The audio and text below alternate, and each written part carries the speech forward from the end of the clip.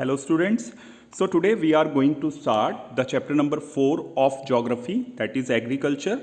So first of all we will go through all the pages of this chapter to make an understanding what are the topics which we are going to cover in this chapter. So this first page, that is the introduction of the chapter, agriculture, its importance, and in context of India, what is the importance of agriculture.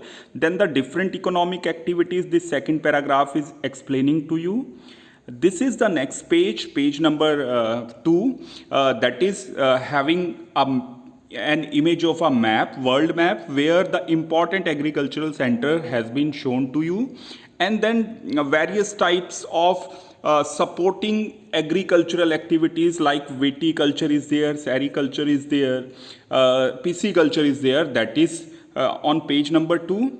Then this third page is explaining to you the types of farming practice in the world as well as in India. First one is the subsistence farming, that has been explained. Then intensive farming. Then the third one is this shifting agriculture, which has various local name in different regions. Then nomadic herding. Then commercial farming is there. Then mixed farming is there. Next page is containing the plantation agriculture. Then we will move to the next topic, that is the major crops produced in India. Although all the important crops which are grown in any part of the world can be produced in India, here we are going to cover the 3 crops given here. Number 1 is the wheat, then the rice, and the third one is the millets. So these are the important crops which we are going to cover. Then next we will compare the situation of Indian farmers with the conditions of the farmers living in America. So that would be your last topic. So now we start the chapter. So now we start. What is agriculture? So agriculture is that art or science which help us to produce crops on our soil, and at the same time it helps in raising the livestock. Livestock means animals. So animals or cattle, they are supporting system for our farmers. That is also the important part of agriculture. So now this first chapter, this first page, that is including the definition of agriculture, and it has been explaining that this word agriculture has been derived from the Latin word agri and culture.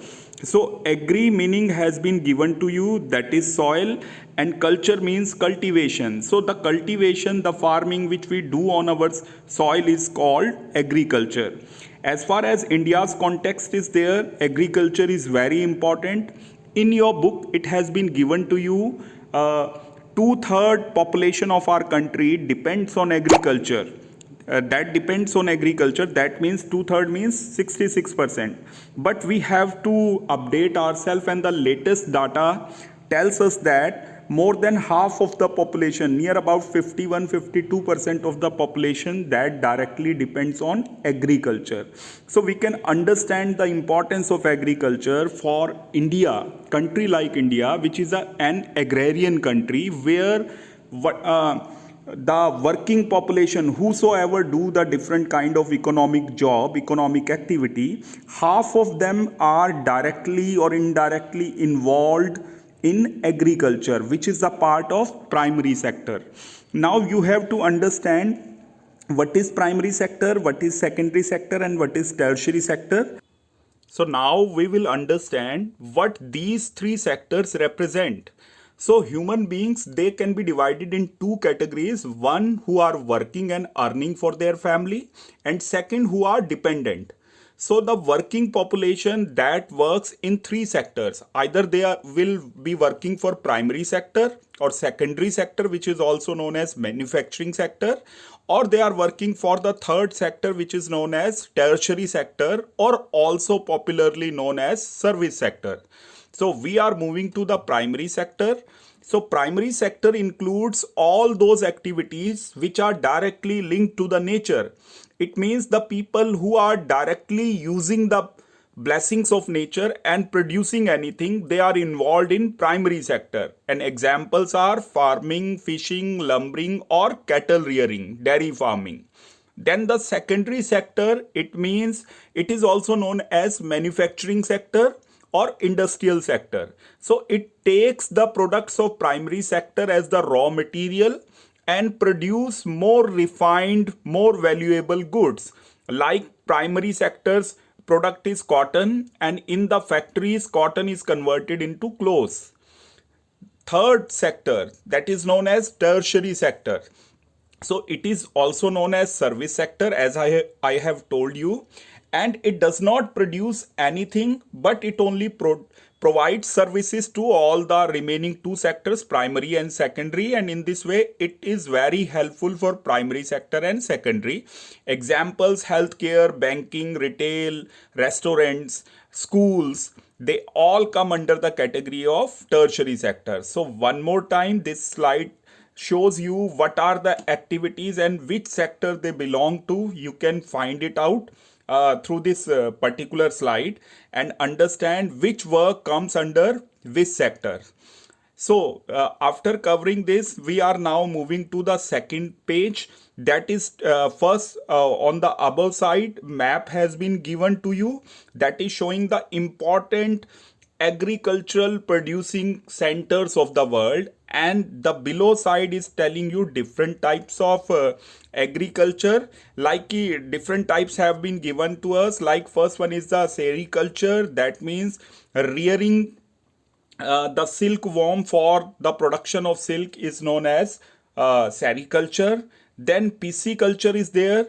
Pisciculture, that is rearing of fishing. Like in our village side areas, we have ponds and we do the fishing work. Then the third one is horticulture, so producing food and producing flowers and fruits, that comes under the category of horticulture. And the last one is the viticulture, that is production of grapes in large quantity. So now the next slide, that covers the different types of farming. So we have different types of farming. First one is the subsistence farming. Subsistence farming means the farming in which the production is done for the family, and subsistence means survival. So whatever is produced, that is produced for the survival of the family and not for the market. So obviously it is a farming which is completely based on old techniques, old methods. So farmer's condition will be very poor because he will produce very less amount of production, and he will adopt all the old and ancient methods. Second one, intensive subsistence farming. This is a mix of new kind of farming and old kind of farming. It is a mixture or blend of these two types of farming. In intensive subsistence farming, the farmers adopts old as well as new methods, and generally it is practiced in those areas where land is less but the dependence on that land, that is very high. And the most suitable example of intensive subsistence farming is India and Bangladesh, where the population is very high but the land holding is small. So this is intensive subsistence agriculture, and now we are moving to the next type of agriculture, that is shifting agriculture or slash and burn farming. So generally this type of farming is practiced by the tribal community who practice the still ages old methods. What they do, they cut the forest area, one particular patch of forest is cleared, then the roots of the forest or trees, they are burnt and the ashes are mixed with the soil, and then on that particular patch the farming is done for next 2 to 3 years until the fertility of the soil goes down. Once the fertility goes down, they move to the another patch of the land or patch of the forest. So this shifting agriculture or slash and burn farming has several local names in the different regions of the world. Like it is popularly known as jhumming or jhuming in northeastern parts of India. It is known as ray in the regions of Vietnam and Indonesia. It is also known as Roca in the region of Brazil in South America. These 2-3 slides have been given to you, that is showing the different names, local names of this slash and burn farming. You can go through it also. Now we have covered your first part related to this chapter. I hope you understood the parts which we have covered through this slide, and then we will move to the next slide or the next part in our next video. Thank you and have a nice day.